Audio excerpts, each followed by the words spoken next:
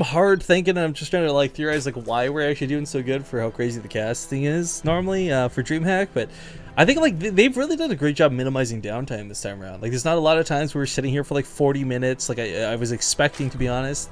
There's not that 1 hour downtime every like 3 games. Like this has actually been a really nice smooth run, and I'm not gonna lie, I'd be happy if more DreamHacks would run like this. But it is the end of the year, it's winter, and they get a lot more control over what's going on.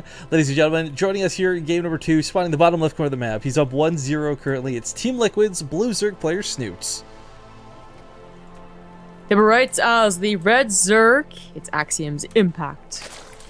And I do want to stress, it's hardly over for Snute in the group. So now we're going to talk a little bit about the score.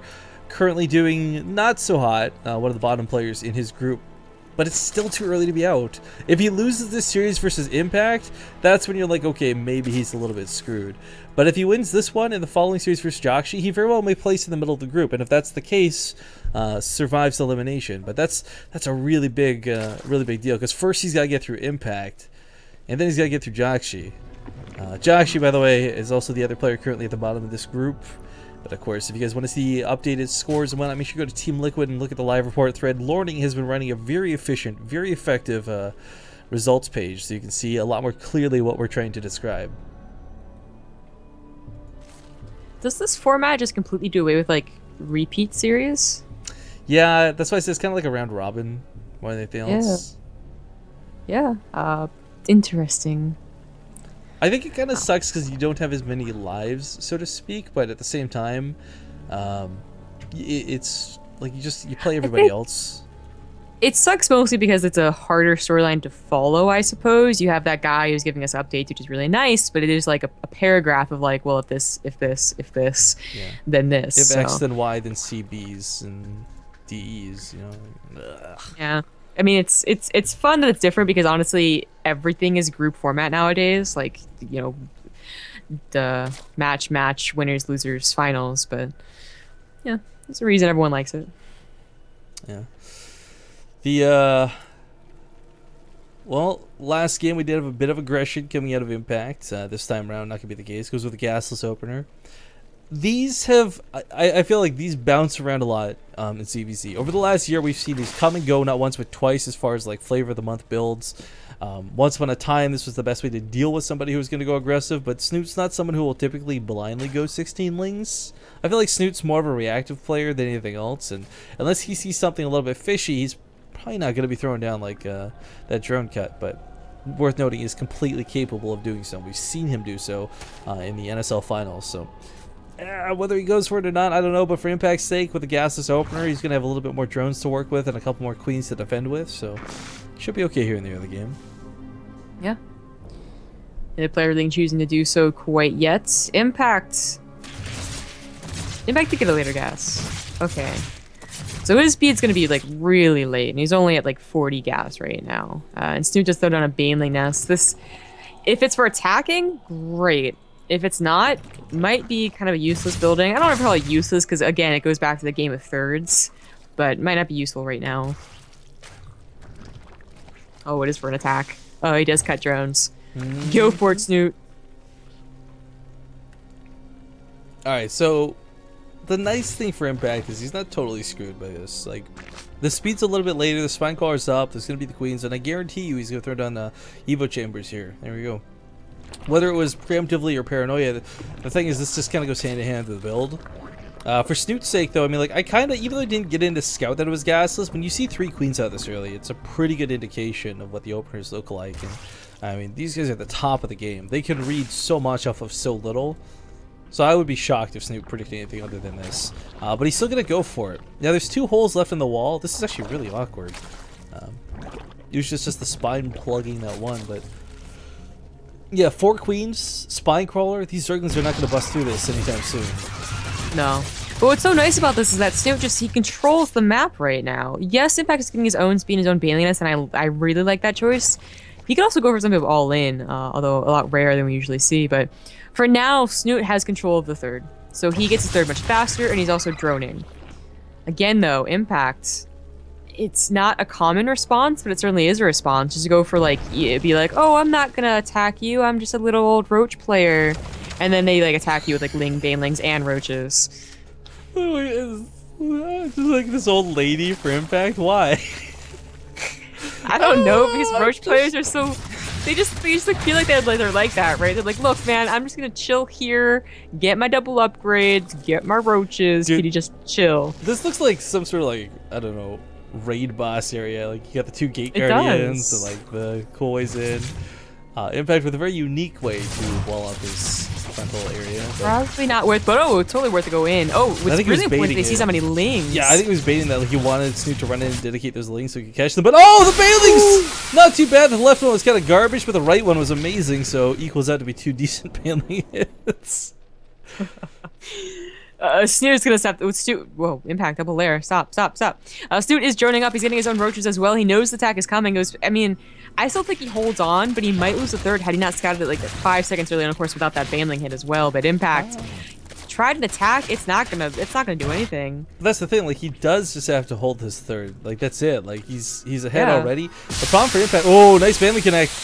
He is not gonna cancel the second layer. Stop. I keep checking back. I want to watch the action, Both but at the same time. It must be like he must have like double tapped it on a hotkey that held both hatcheries. oh, this is such a big waste of minerals and gas. Stop. Though. Stop. No. He's gonna say, okay, saturates the drones. He just put the extractor in the main. Like he's looked at both of his hatcheries in the last like 5 seconds, but double layer all the way.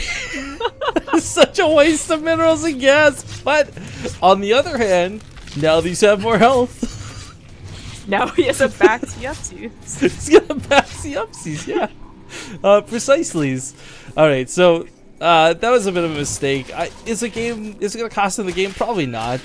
It's a lot more decision making in ZVC that matters more than actual just mineral expenditure. Rarely do you see macro versus macro, other than the extreme cases of like really passive roach versus roach play. But it's not passive roach versus roach play; it's pretty active roach versus roach play. And Impact has been throwing away a lot of lings trying to knock down this third, but. Yeah.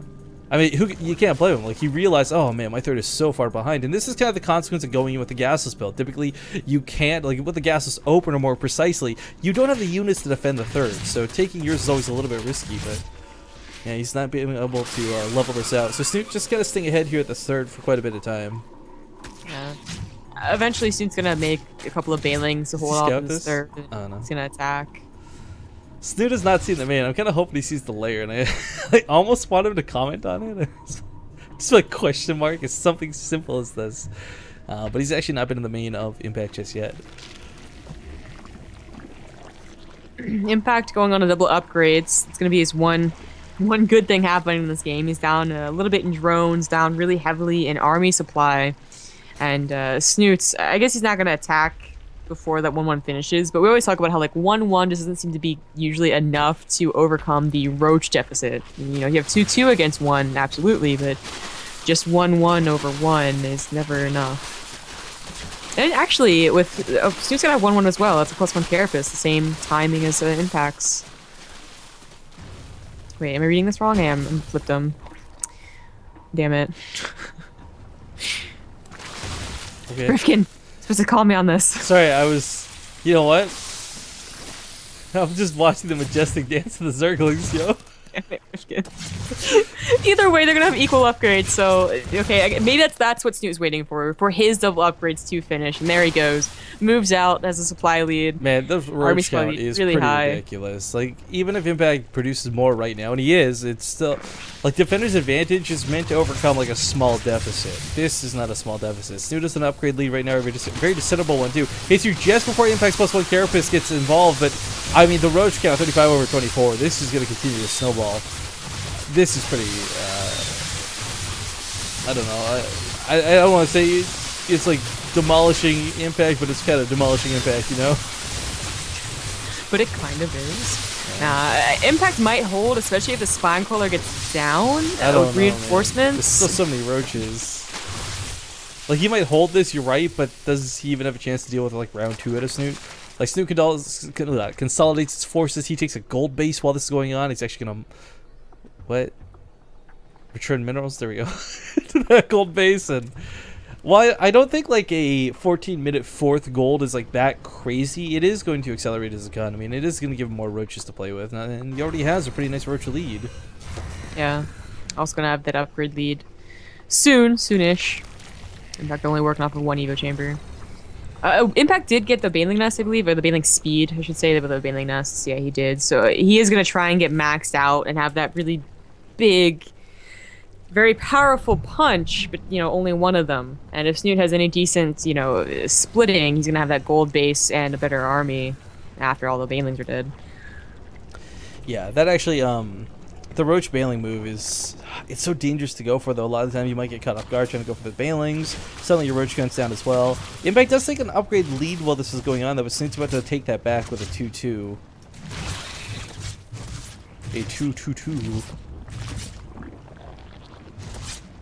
Oddlings on the way for Impact. He needs to buy just a little bit more time and more from the Banelings.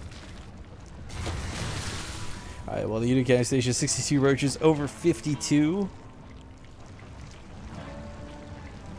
I think as long as Snute hits with his upgrade, I mean, that might just be more than enough to keep that defender's advantage. As long as he doesn't run into the Banelings. Yeah. I think he's okay. And there's quite a few of them rolling around here, too. Some Zerglings running across the map, darting towards these bases.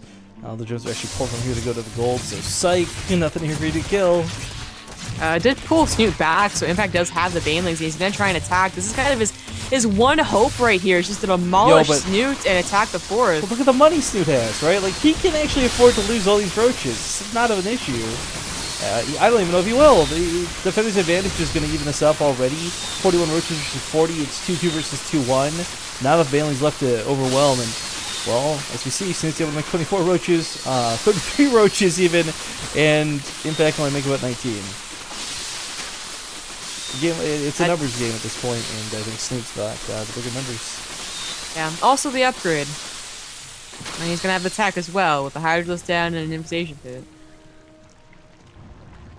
Everything is in favor of Snute right now. That's really unfortunate for Impact, as these guys are actually fighting for that kind of like that middling position. Yeah, map score really matters. In Impact pushes went down 2-0 as he loses here. Yeah, we got to watch a really sick series of him versus Polt, and of course a little bit less sick versus MMA, but it does suck to see him possibly going out of another series. I mean, he's been able to bring it to the ace match in pretty much every game so far, but I think Snoot's got his number in this one. 60 roaches over 39. There's not even that Baneling surprise waiting for him. Okay. Snute takes the series in the same number of layers that Impact made this game.